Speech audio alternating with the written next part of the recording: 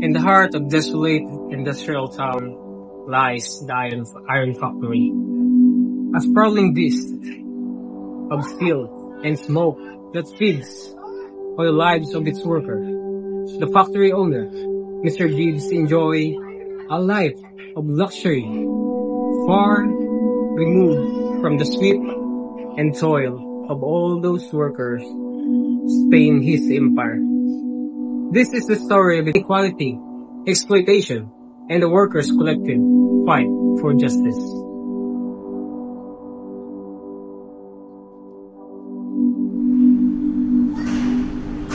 Every day begins before the dawn of the iron factory.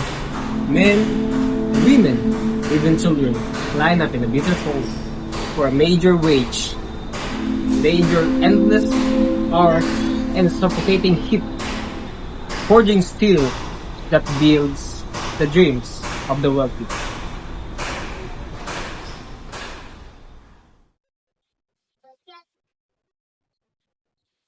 Kapuya, 12 oras ang trabaho dire.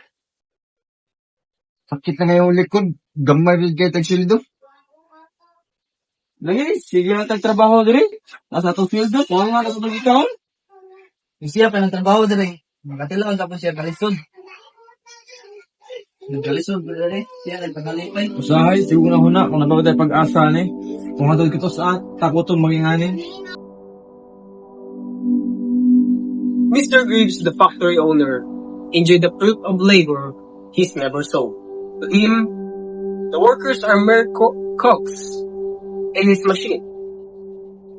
Their worth never measured in output, not in humanity.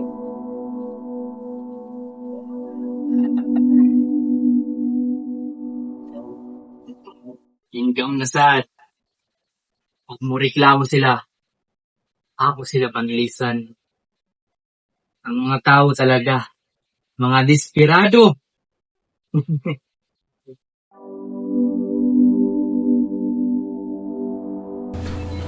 But despair breeds resistance. The workers, tired of their chains, begin to organize.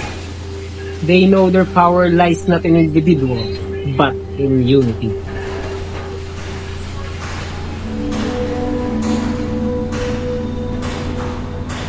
Kita ang kinabuhi ug dugo sa iyang pamilya.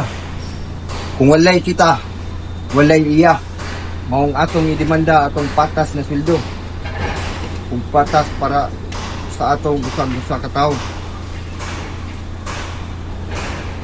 Saling-saong pa ito na siya sulti, di na sa maminaw na to. Dahil pobre ra kaayo ta, trabante ra ta. Abi ka niya gulat ay kasukol. O wala ta. Wala siya. Sakita na siya. Delikado kay na. Pero wa tayo mahimo. Kung kita mo sukol, daog-daogon ta sa dangtod. The worker take their stand, halting production. Their unity threatens the very foundation of Mr. Greaves' empire. At ulan to si Mr. Gibbs. Tara, atong ilang panusok karapatan. Mr. Grimes, tumas niya! Kinsa man sila para musugol-sugol na ako. Puro ra mo reklamo. Pang-ilista ta mo. Oh, manong naman mo dire. Gusto may reklamo ninyo? Nangani mi dire. Kaya tarong kayong trabaho. Gamay kayong sweldo.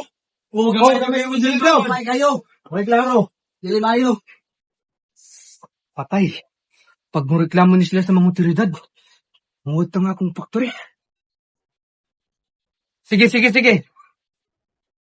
Ako at tamong tagaan o tapo nga sweldo na. Ay na mo sige reklamo. Muna!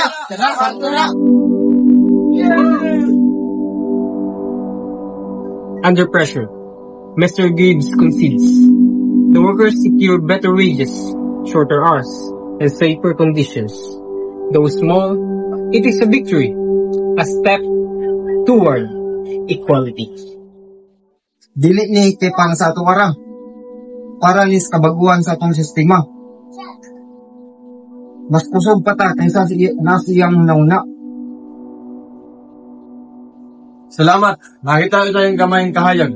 Atong napakita niya nga dili jud ta mabasta-basta. The iron factory stands as a symbol of struggle and triumph. The fight is far over, but the workers have proven one thing: united, they can challenge even the most powerful forces.